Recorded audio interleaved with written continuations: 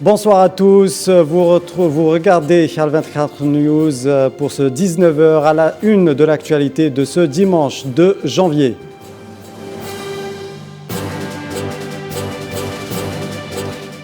Il sera question de la Tunisie, les Tunisiens qui sont appelés à participer massivement à une consultation populaire. Nous aurons en direct avec nous Riyad Saïdaoui pour parler de ce sujet.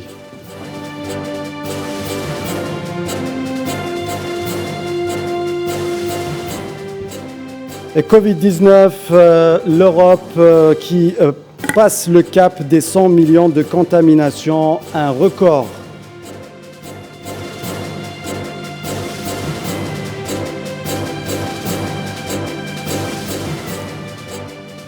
Palestine, nouvelle agression sioniste contre la bande de Gaza, des bombardements ont visé ce matin la bande de Gaza.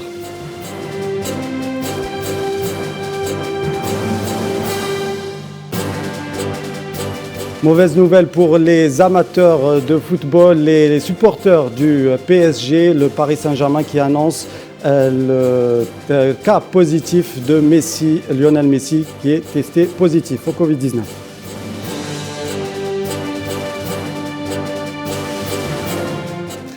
Du 1er janvier au 20 mars, les Tunisiens sont appelés à participer massivement à une consultation populaire portant sur des questions politiques, économiques, éducatives ou encore culturelles, devant faire émerger des idées qui serviront de base à des amendements constitutionnels. Cette consultation numérique lancée par le président tunisien Kais Saïed ne fait pas l'unanimité en Tunisie et vivement critiquée par l'opposition. Sohila Kilal.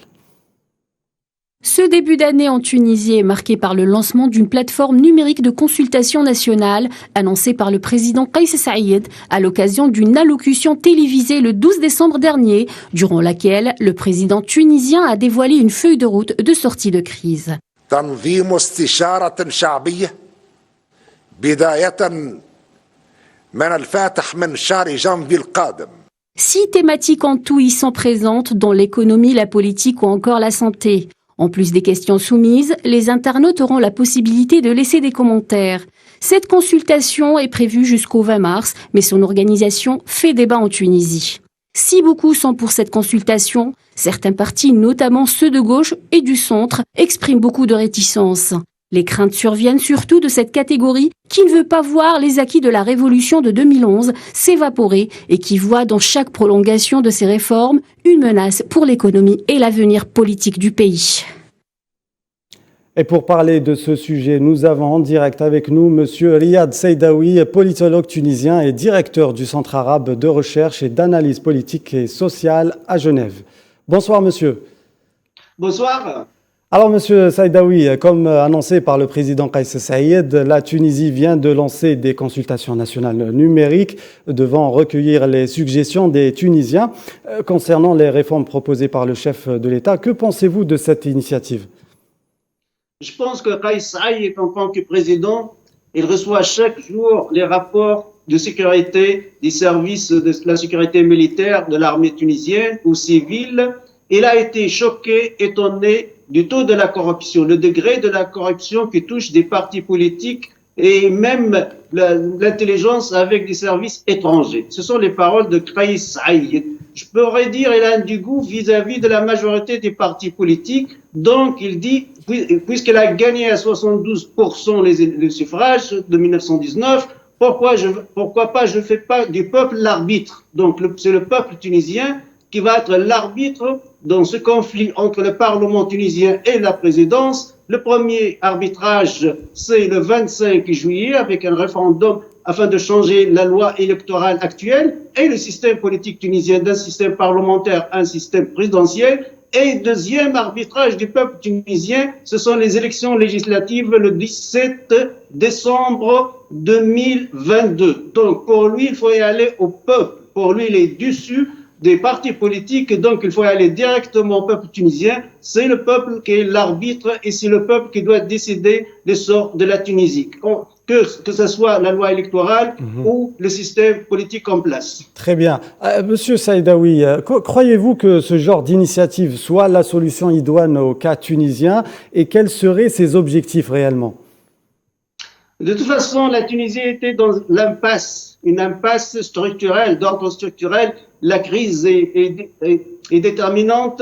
Le 25 juillet, c'est l'accumulation, les accumulations quantitatives ont conduit à une transformation qualitative, comme on disait dans la sociologie en sciences politiques. Ça veut dire qu'il faut faire quelque chose. Donc, le 25 juillet, le président est intervenu. Il a activé l'article 80 de la Constitution tunisienne afin de sauver la Tunisie. Maintenant, on peut constater que le système parlementaire en Tunisie est dans l'impasse. La même chose pour le système parlementaire irakien, la même chose pour le système parlementaire libanais. Apparemment, le système parlementaire ne fonctionne pas dans le monde arabe. Même des pays occidentaux, ils ont beaucoup souffert avec le système. Je rappelle, en Italie, les années 80, le gouvernement tombe dans 3 mois. La même chose, la Belgique a beaucoup souffert afin de construire son gouvernement. Donc, pourquoi pas on réoriente les choix des Tunisiens vers un système présidentiel. Mais une autre fois, c'est le peuple qui va décider. C'est le peuple tunisien qui va décider soit le 17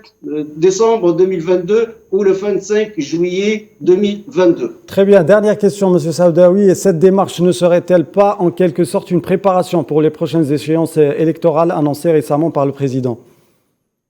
Oui, je pense que le président, il veut écouter le peuple tunisien. Il a beaucoup écouté les partis politiques, les chefs des partis politiques. On sait bien qu'il a un mépris, même dans son langage, un mépris vis-à-vis de ces partis politiques. Pourquoi? Parce qu'il a les rapports des services de sécurité et il connaît bien le degré de la corruption au sein de ces partis politiques qui ont paralysé la Tunisie dans une décennie noire tunisienne. Aujourd'hui, les Tunisiens parlent d'une décennie noire du système parlementaire et des partis politiques corrompus. Donc, pour lui, puisque c'est un monsieur propre, il est le monsieur propre qui doit nettoyer la Tunisie, il s'adresse directement au peuple tunisien. Il n'a pas besoin de passer par les partis politiques. Donc, la parole, ce sera au peuple tunisien. Très bien, merci beaucoup Monsieur Riyad Saïdaoui pour toutes ces explications. Je rappelle que vous êtes politologue tunisien et directeur du Centre arabe de recherche et d'analyse politique sociale à Genève. Merci à vous.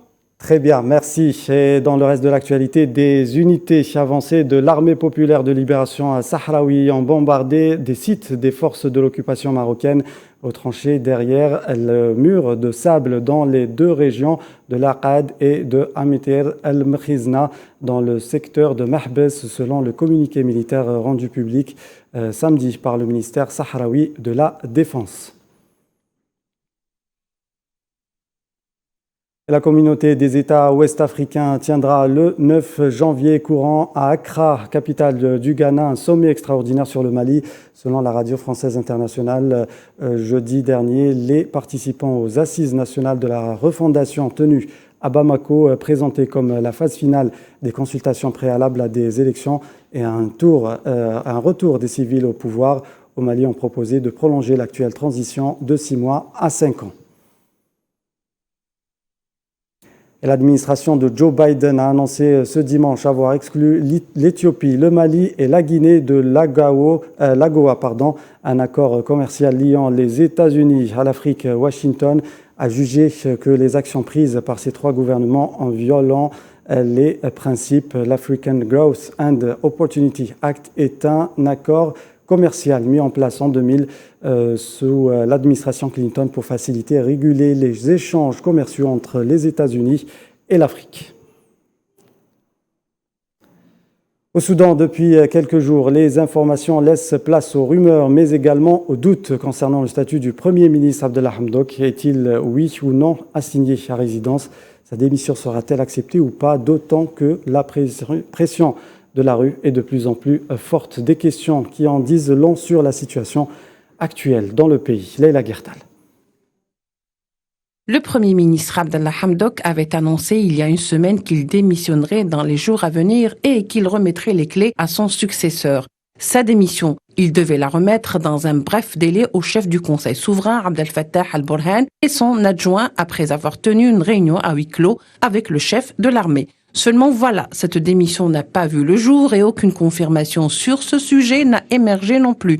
Ce qui a laissé les portes grandes ouvertes aux doutes et aux interrogations de tout genre. Hamdok va-t-il démissionner? Sa démission sera-t-elle acceptée? Va-t-il faire fi des revendications de la population qui exigent le retour à l'état civil? Ou va-t-il résister pour tenter de mener le pays à bon port, c'est-à-dire le retour à un état civil comme le stipule la communauté internationale, mais aussi l'Union africaine? Sur le plan politique, la situation est toujours dans le flou, ce qui laisse bien entendu place aux rumeurs comme celle faisant état de l'assignation à résidence du Premier ministre Abdallah Hamdok, vite démenti d'ailleurs par le bureau du Premier ministre lui-même qui affirme que ce dernier bénéficie, je cite, d'une pleine liberté de mouvement, de réunion et de communication. Deuxième démenti donc en l'espace d'une semaine seulement. Toutefois, le Premier ministre, disent les informations en cours, n'a pas assuré ses fonctions dans son bureau depuis une semaine,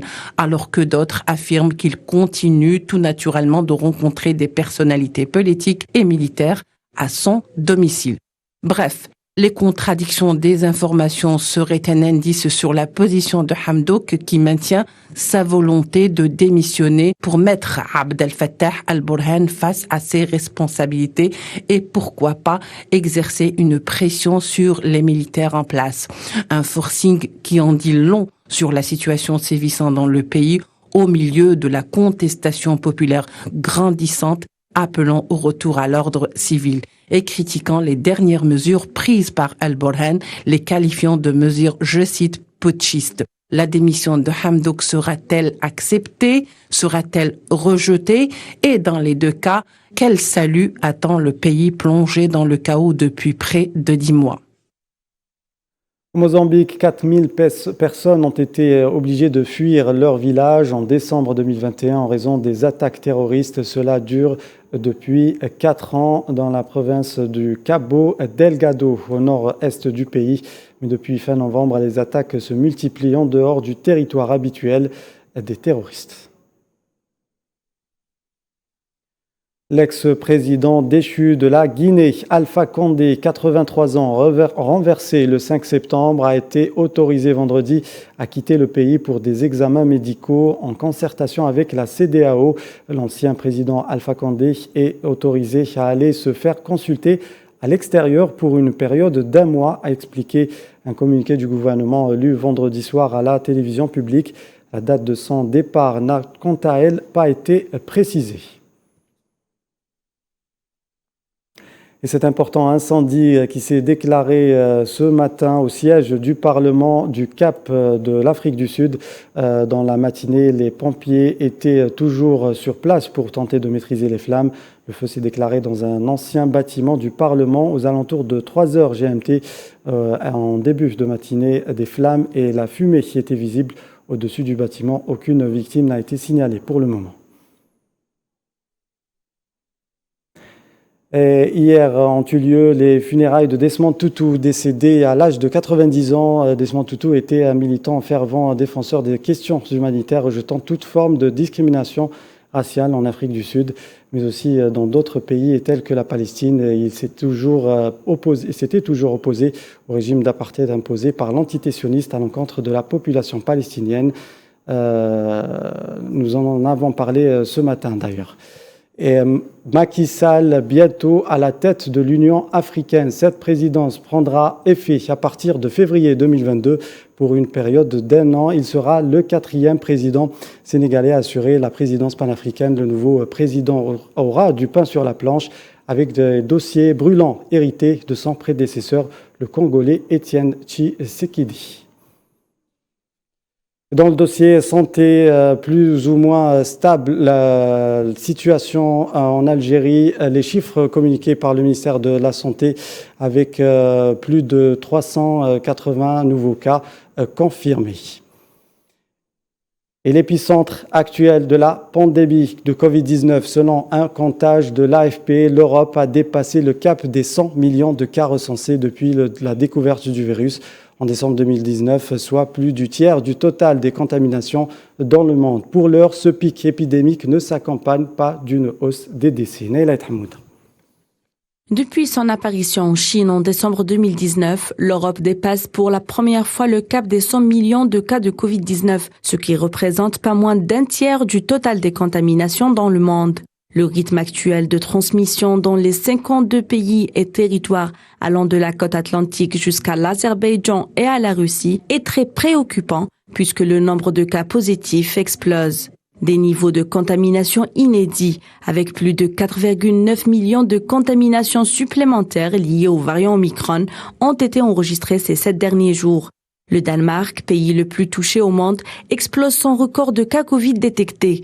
L'incidence danoise signifie que plus d'un habitant sur 60 a été testé positif au cours de la semaine écoulée, suivi de Chypre avec un taux d'incidence de 1969 et l'Irlande avec 1964. En France, où l'incidence est proche de 1500, plus d'1 million de cas ont été enregistrés ces 7 derniers jours, soit près de 10% du nombre total de cas enregistrés dans le pays depuis le début de la pandémie. Pendant que le taux de contamination en Europe est en augmentation, le nombre de décès, lui, a atteint les 3400 quotidiens, soit une baisse de 7% par rapport à la semaine précédente. Selon les données publiées par le site Our World in Data, la population européenne est légèrement plus vaccinée que la moyenne mondiale. 61% des Européens sont entièrement vaccinés. Et en Angleterre, le nombre de personnels en arrêt maladie a doublé en un mois à l'hôpital, un chiffre inquiétant face à l'augmentation des personnes hospitalisées. La pression est de plus en plus forte sur les centres hospitaliers. 24 000 soignants en arrêt au lendemain de Noël, contre 11 000 il y a un mois. Des soins non urgents ne sont d'ailleurs plus pris en charge. Et le ministre britannique de la Santé, Sajid Javid, a indiqué samedi que de nouvelles restrictions ne seraient imposées qu'en tout dernier ressort en Angleterre, malgré une déferlante des cas Omicron. Il estime qu'il faut apprendre à vivre avec le coronavirus, le Royaume-Uni, qui est l'un des pays les plus touchés, avec près de 149 000 morts de la pandémie. Et à partir de lundi 3 janvier, les personnes positives au Covid-19 et ayant un schéma vaccinal complet devront s'isoler pendant une durée de 7 jours, quel que soit le variant. Cet isolement pourra être levé au bout de 5 jours en cas de test antigénique ou PCR négatif, a annoncé le ministre de la Santé, Olivier Véran.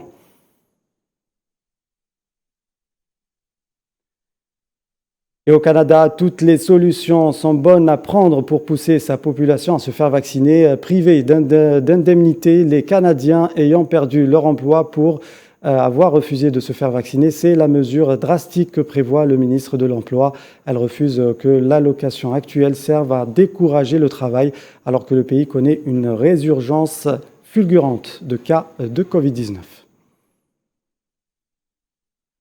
Les autorités italiennes ont réquisitionné le port de Pozzallo en Sicile pour autoriser le débarquement de pas moins de 440 migrants secourus en mer Méditerranée par le navire d'une ONG allemande, portant ainsi à 67 000 le nombre de migrants arrivés en Italie pour l'année 2021. Sohila Kilal. Pas moins de 440 migrants ont été autorisés à débarquer vendredi au port de Pozzallo en Sicile après avoir été secourus par un navire de l'ONG allemande Sea-Watch, ce qui porte à plus de 67 000 le nombre d'arrivées dans la péninsule en 2021. Cette semaine, le ministère italien de l'Intérieur avait déjà autorisé un bateau affrété par Médecins sans frontières à accoster au port sicilien d'Augusta avec à son bord 558 migrants rescapés. Selon les chiffres avancés par le ministère italien de l'Intérieur, 67 040 migrants ont déjà débarqué en 2021 en Italie, contre 34 154 en 2020. Le Haut Commissariat aux réfugiés de l'ONU a de son côté annoncé que depuis le début de l'année 2021, plus de 114 500 migrants ont déjà réussi à rejoindre l'Europe, se concentrant en Italie, en Grèce, en Espagne, à Chypre et à Malte. Toujours selon le Haut Commissariat aux réfugiés de l'ONU, 1839 personnes ont perdu la vie ou ont disparu en tentant la traversée cette année. Et maintenant, nous allons nous intéresser à la Palestine. Palestine, donc, qui a été le théâtre de nouveaux bombardements. L'armée sioniste a bombardé dans la nuit de samedi à dimanche le sud de la bande de Gaza. Des frappes menées à l'aide d'avions de combat sionistes. Ces bombardements ont visé des cibles au nord et au sud de Gaza, toujours sous blocus depuis 15 ans. Sofiane Barouti. La région d'Al Qadisiyah, à l'ouest de Khan Younis, dans la bande de Gaza toujours sous blocus, a été frappée par 5 raids pendant que des tirs de l'artillerie lourde de l'armée d'occupation sioniste ont visé Beit Hanoun. La résistance palestinienne a annoncé pour sa part le lancement de missiles antiaériens SAM-7 contre des avions et des hélicoptères sionistes. Cette énième agression survient dans une conjoncture chargée de tensions au Moyen-Orient. La rencontre de Mahmoud Abbas avec le ministre de la guerre sioniste Benny Gantz n'a pas été un facteur de détente. La médiation égyptienne entre le Hamas et Tel Aviv a l'air de marquer le pas. Le mouvement de résistance a émis les conditions suivantes. La levée du blocus contre la bande de Gaza pour permettre la reconstruction des zones sinistrées et l'acheminement d'aide humanitaire. Mais surtout, la libération des détenus politiques palestiniens avec à leur tête les symboles du combat que sont Marwan el-Barghouti, dirigeant du Fath, et Ahmed Saadat, leader du Front populaire pour la libération de la Palestine, FPLP. Ces derniers raids sont un signal qui peut être interprété comme un refus des autorités coloniales de répondre favorablement à ces conditions. Pour rappel, le port de Ladiqiya, au nord-ouest de la Syrie, a également été ciblé récemment par l'aviation sioniste et des tensions récurrentes sont enregistrées au sud Liban. L'Algérie prépare pour sa part activement le prochain sommet arabe sous le signe de la solidarité avec la Palestine. Alger réitère à chaque occasion sa position ferme de soutien aux revendications des fractions palestiniennes résistantes et son refus de l'alliance coloniale entre la monarchie marocaine et l'entité sioniste. Et 79 enfants palestiniens ont été tués en 2021 par les forces de l'occupation sioniste, selon un rapport annuel publié par le collectif des familles de martyrs. Pas moins de 8000 Palestiniens ont été arrêtés par l'entité sioniste durant l'année 2021, ont révélé des associations s'occupant des affaires des prisonniers dans un rapport annuel conjoint. Retour en Algérie, le président de la République algérienne Abdelmadjid Tebboune a reçu aujourd'hui le ministre de l'Intérieur de l'Arabie Saoudite Abdelaziz Ben Saoud Ben Naïf Ben Abdelaziz au siège du palais présidentiel à Alger. Une rencontre qui a permis de passer en revue les relations bilatérales et la coopération sécuritaire existante entre les deux pays frères. En Irak, des milliers de manifestants pour le 2e anniversaire de la mort du général Soleimani se sont réunis à Bagdad. Ils ont appelé au retrait total des forces étrangères et des forces américaines d'Irak. Ils ont déferlé sur une place fermée à la circulation brandissant de grands drapeaux blancs frappés de l'insigne du Hachd et des drapeaux irakiens. Appel téléphonique entre Joe Biden et son homologue ukrainien Volodymyr Zelensky. La situation à la frontière ukrainienne était bien sûr au cœur des discussions. Amin Touta.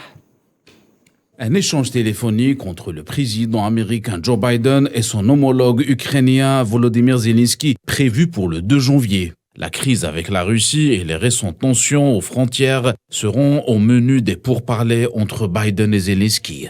Une rencontre qui survient dans un contexte de relations tendues entre Washington et Moscou après le positionnement des forces militaires russes près de la frontière ukrainienne. Des manœuvres militaires qui avaient suscité la colère de la Maison-Blanche et ses alliés occidentaux. Vladimir Poutine avait accusé l'Alliance Atlantique OTAN de vouloir s'élargir dans l'est du continent européen, ce qui a poussé le Kremlin à demander des exigences de sécurité. Et lors d'un dernier entretien téléphonique avec Joe Biden et Vladimir Poutine, le président russe a estimé que d'éventuelles sanctions occidentales contre la Russie seraient une erreur colossale. Un échange de mise en garde qui a tout de même laissé la place pour la voie diplomatique dont les deux dirigeants se sont engagés à maintenir pour la rencontre du 10 janvier prochain à Genève.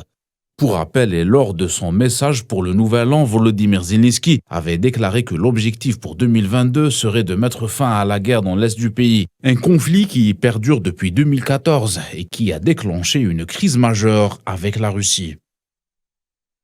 Et alors que des centaines de maisons étaient en proie aux flammes dans le Colorado jeudi soir, des chutes de neige ont permis d'éteindre les incendies qui ravageaient cet État américain frappé depuis plusieurs années par une sécheresse exceptionnelle. Amalam Zianzitouni. Incroyable mais vrai. Des incendies en plein hiver et des couches de neige qui stoppent la propagation du feu. C'est un phénomène météorologique extrême qui s'est produit cette fin de semaine dans l'État américain du Colorado. D'impressionnantes flammes ont déchiré le ciel, attissées par des vents violents qui ont soufflé jusqu'à 160 km/h jeudi. L'incendie aurait été causé par la chute de lignes électriques sur un sol aride. Près d'1 millier de maisons sont parties en fumée et au moins 33 000 personnes ont été forcées d'évacuer leur foyer, mais aucun décès n'a pour l'instant été rapporté. Cependant, 3 personnes sont portées disparues. Sur des images aériennes, des rues entières ne sont guère plus que des tas de cendres fumantes. L'incendie, contrairement à des feux précédents, a touché des banlieues et pas seulement des zones rurales. Fruit du hasard, dérèglement climatique ou miracle de la nature, de fortes précipitations neigeuses tombées au lendemain sur le Colorado ont étouffé les dernières braises qui ravageaient une partie de cet État montagneux de l'ouest des États-Unis. Un contraste frappant avec la fournaise de la veille. Période habituellement peu propice à ce type d'événement dans la région, le service météorologique américain avait pourtant placé une partie de cet État montagneux de l'Ouest sous alerte tempête hivernale. Ces anomalies météorologiques ne relèvent pas forcément du réchauffement climatique selon les experts, mais pourraient avoir un lien avec d'autres phénomènes climatiques. Et en Malaisie, des milliers de personnes ont dû fuir face à l'aggravation des inondations provoquées par des pluies diluviennes dans 7 États de Malaisie, ont déclaré les autorités dimanche, alors que plus de 125 000 personnes ont déjà dû être déplacées. Au total, depuis la mi-décembre, une cinquantaine de personnes ont perdu la vie jusqu'à présent dans ces intempéries et 2 personnes sont portées disparues. Économie, le 1er janvier 2022 a vu la naissance en Asie de la plus grande zone de libre-échange au monde. Il s'agit du partenariat régional économique global, un bloc qui comprend notamment la Chine, le Japon, l'Australie et la Corée du Sud et qui représentera à lui seul le tiers du produit intérieur brut de la planète et le tiers de la population mondiale. Retour en Algérie pour parler économie. Toujours, la loi de finances 2022 tente d'instaurer une nouvelle approche en matière de fiscalité vis-à-vis du contribuable algérien, notamment les opérateurs économiques en vue de soutenir et accompagner la relance économique inscrite dans le calendrier 2022-2024. Les mesures phares du volet fiscal de la loi de finances avec Kherdin Batash. Signée par le président algérien Abdelmajid Tebboune le 31 décembre 2021, la loi de finances 2022 est officiellement entrée en vigueur. Le texte de loi organisant les dépenses et les recettes de l'État prévoit un ensemble de mesures fiscales, ciblant entre autres la relance de l'investissement. L'Algérie, qui reste sur un excédent de la balance commerciale de l'ordre de 1,4 milliard de dollars au 30 novembre 2021, entend doubler le volume du PIB à l'horizon 2024 et vise l'équilibre budgétaire durant la même période. La loi de finances 2022 comporte certaines dispositions nouvelles que nous considérons comme étant révolutionnaires et qui vont dans le sens de la réforme et de la justice d'une part et l'élargissement de l'assiette fiscale d'autre part, pour un retour aux fondamentaux de la fiscalité. Une fiscalité qui participe d'un effort de constitution de la richesse sociale, indépendamment des mesures qui contribuent à l'encouragement de l'investissement.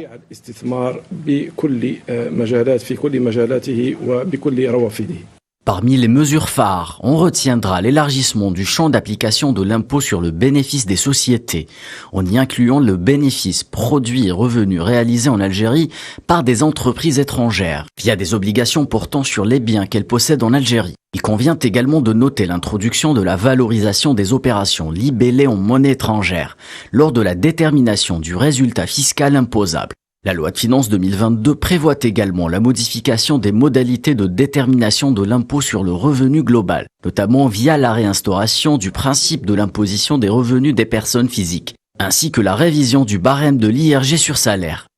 Par ailleurs, le texte de loi prévoit l'introduction d'un précompte à l'importation fixé à un taux de 2%, ainsi que l'élargissement des exonérations fiscales octroyées dans le cadre de la loi de finances pour 2020, une mesure qui concerne également les start-up. En ce qui concerne les contrats conclus avec des sociétés étrangères, la loi de finances consacre l'allègement des obligations des sociétés n'ayant pas d'installation professionnelle permanente en Algérie.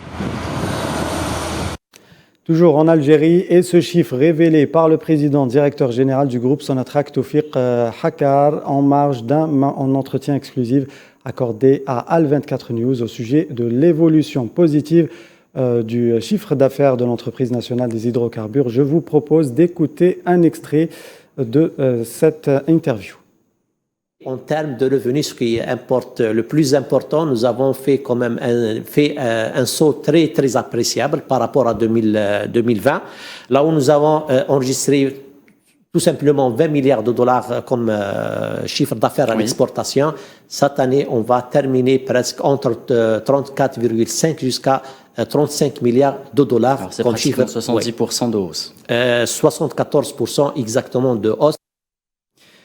Et l'intégralité de cet entretien réalisé par notre journaliste Reldin Bataj sera diffusée demain, juste après l'édition de 13h. Sport, football, à présent, nous allons nous intéresser à la préparation de l'équipe nationale algérienne pour cette prochaine Coupe d'Afrique. Nous avons pour cela en direct avec nous Salah Bey Aboud, le chargé de communication de la Fédération algérienne de football. Bonsoir, monsieur Aboud. Bonsoir. Alors, le match amical Algérie-Gambie a été annulé. Comment se déroule la préparation des Verts à présent? Après l'annulation du match Algérie-Gambie hier, le staff technique a programmé une séance d'entraînement à 18h comme d'habitude au même endroit, c'est-à-dire au complexe sportif d'Al Agla, en présence de la majorité de l'effectif. Ça a été le cas aujourd'hui également à 18h. Donc c'est le 16e jour de préparation de l'équipe et c'est la 7e séance d'entraînement. Donc le staff technique est dans les temps par rapport à sa programmation, tout ce qu'il a planifié de manière méthodique depuis le départ. Bon, mis à part le feuilleton du match annulé, le reste, tout se passe très très bien. Sur le plan de l'effectif, on attend toujours les derniers arrivants, à savoir Mahrez, Benrahma, Mboulhi et Mandi, puisque le gardien Zerba a pris part aujourd'hui à la séance d'entraînement. Côté infirmerie, seul Sofiane Ferrouli est toujours convalescent, donc il se soigne par rapport à sa petite blessure qu'il a eue il y a 3 jours. Mais il est toujours parmi l'effectif, donc on comptera sur lui en prévision de la phase finale de la Coupe d'Afrique des Nations dans quelques jours au Cameroun. Monsieur Aboud, c'est-à-dire l'annulation et tout ça, est-ce que ça a un petit peu perturbé, on va dire, les plans du sélectionneur Djamal Belmadi, ou est-ce que non, il s'attendait quelque part à une éventuelle annulation, on va dire? Oui, d'ailleurs, le sélectionneur national en a parlé lors de sa conférence de presse jeudi, puisque pratiquement toutes les sélections africaines sont en difficulté, que ce soit par rapport à la Covid, donc, mais aussi également à la circulaire de la FIFA qui a empêché les joueurs de rejoindre leur sélection avant le 3 pour un certain nombre d'entre eux, ce qui a fait que plusieurs sélections ont vu leur programme chambouler. Pour la sélection algérienne, mis à part le match qui était programmé samedi, donc face à l'Angomi qui a été annulé, mais pour le reste, les choses se passent très très bien, alhamdoulilah, tant mieux.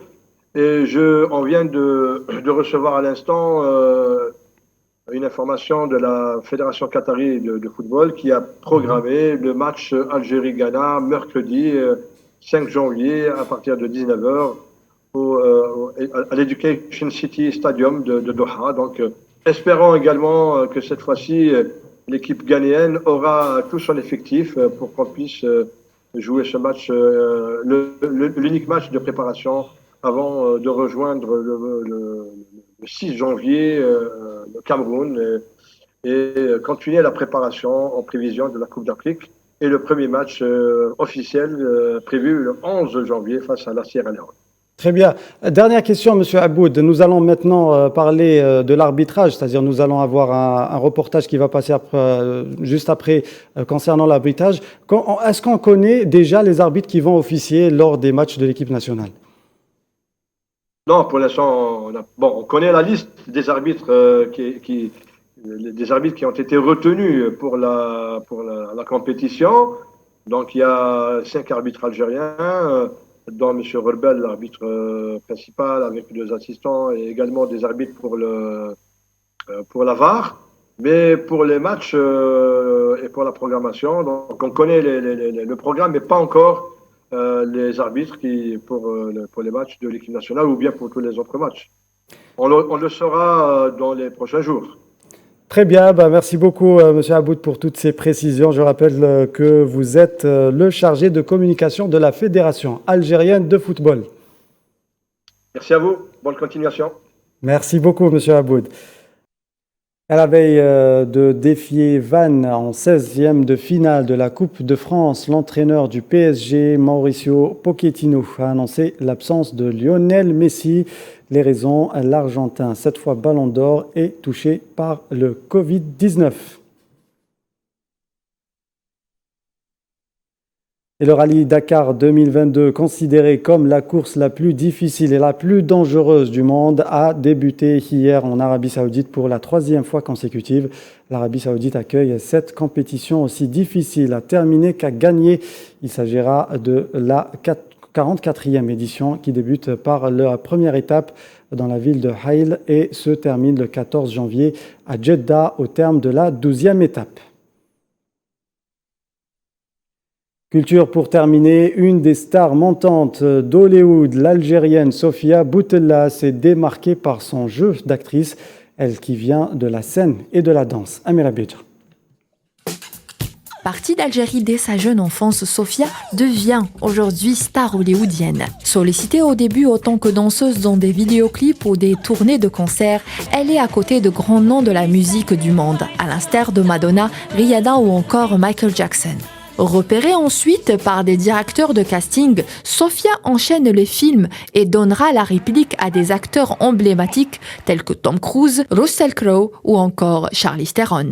Sofia Boutella revient avec un nouveau film, Rebel Moon, autrement dit Lune rebelle du réalisateur Zack Snyder, qui l'a choisi dans le rôle principal. Sofia incarne le rôle d'une jeune femme au passé mystérieux qui cherche des guerriers pour aider une colonie pacifique aux confins de la galaxie à se défendre contre les menaces tyranniques. Cette science-fiction hollywoodienne est prévue pour 2023. Voilà, c'est avec cette information qu'on arrive à la fin de cette édition. Merci de nous avoir suivis. Tout de suite, la météo présentée par Madame Zienne Zitouni. Excellente suite des programmes sur Al24 News. À demain, 13h.